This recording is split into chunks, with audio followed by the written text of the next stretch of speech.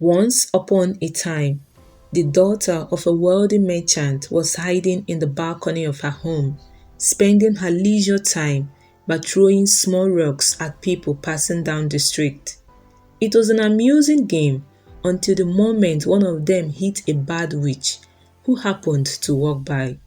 The witch, annoyed by the girl's attitude, casted a spell upon her to fall in love with the nameless king. The king with no name ruled that province, and he was known for his arrogance and selfishness. Due to these specific elements of his narcissistic personality, nobody liked him.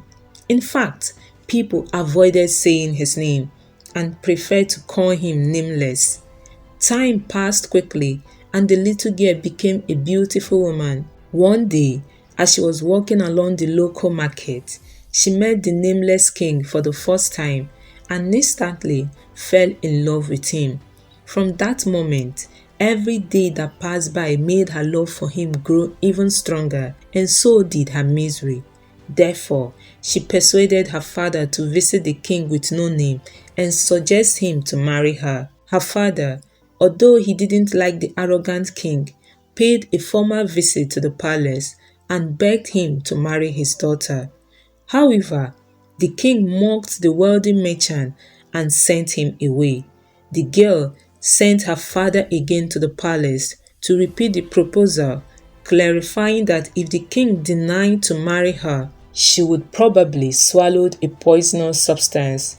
Disregarding her threat, the king gave the merchant a bottle of poison to give her.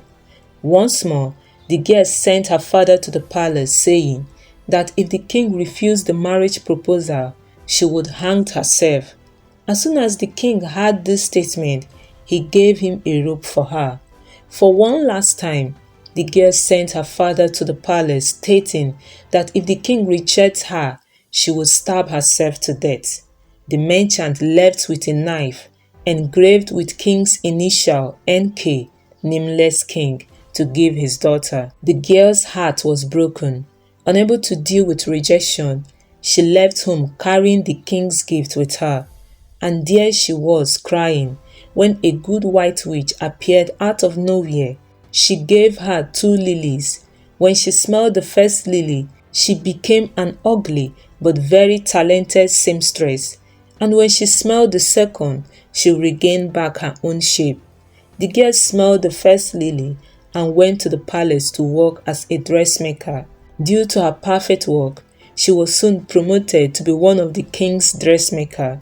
The king was thrilled with his new perfect clothes and enjoyed wearing wide variety of them. The girl was also thrilled being so close to him.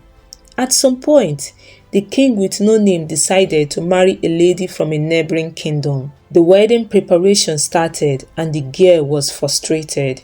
Despite her pain, she designed and made the royal wedding outfit for him. As soon as the king wore his wedding costume, he was excited. For the first time, he felt that someone has done something really perfect for him. Suddenly, he started to worry about losing his inspired seamstress, and quite unpredictably, he went to find her. The girl, heartbroken, smelled the second lily, regained her shape, and started to pack her things. She had decided to leave the palace. At this point, the nameless king entered the room and saw her. OMG, what a beautiful woman she was. He fell in love with her at first sight. The girl pushed him away and locked the door. The king started to knock at the door, ordered her to open it. For a moment, all his bad features disappeared. He wanted her so badly. He begged her. He threatened her. He shouted to her, but the door remained locked. In a final attempt, the king began to blackmail her. If she didn't open the door, he would probably poison himself, or he would hang himself, or he would stab himself to death. The girl was listening to him, and after a while, she pushed under the locked door a bottle of poison, a rope, and a knife. She was carrying these gifts for so long, and the time has come for letting go. The king took them in his hands and spotted the knife. And there he was, the king holding his own knife. He was looking at it and remained silent. The writer of the story, Poppy Angeli, said, at this point, her grandmother, who used to tell her this story during her childhood, ended it by saying that the girl finally opened the door. She fell into the king's arms and they lived happily ever after. But Poppy Angeli never believed such ending from her grandmother. Rather, she ended it by saying, because of the total silence, the girl was confused. She looked through the keyhole and saw the king standing still, staring at his knife without making any sound at all. Whatever that causes the torturous silence, it seems to her as if it lasted forever. Meanwhile, as the girl couldn't hear the slightest external sound, she pressed her hands to her ears to stop the internal sound of her thoughts. Although there was silence in the present time, she struggled with the noise of the past. She remembered the small rocks, the rope, the knife, the outfits, the lilies, her love for him. What was happening? Why didn't he say something? She looked back at the keyhole and saw the same picture, the king silently looking at his knife. The only difference was that a cloudy veil was covering him. Due to that, she assumed that the witch spell on her was broken by turning against him. Suddenly, she realized that the cycle was closed. The spell was broken. Her heart was broken. Her world was broken, and a heavy silence covered everything. But it was the kind of silence that meant love. Let it be then. She accepted the silent reality of love that was surrounding her, and without a word, she turned and made her way out of the palace, far away from witches with magic spells, the white witch with lilies, and the king with gifts. Honestly, leaving behind her dark past was difficult, as she was still feeling strongly connected to the king.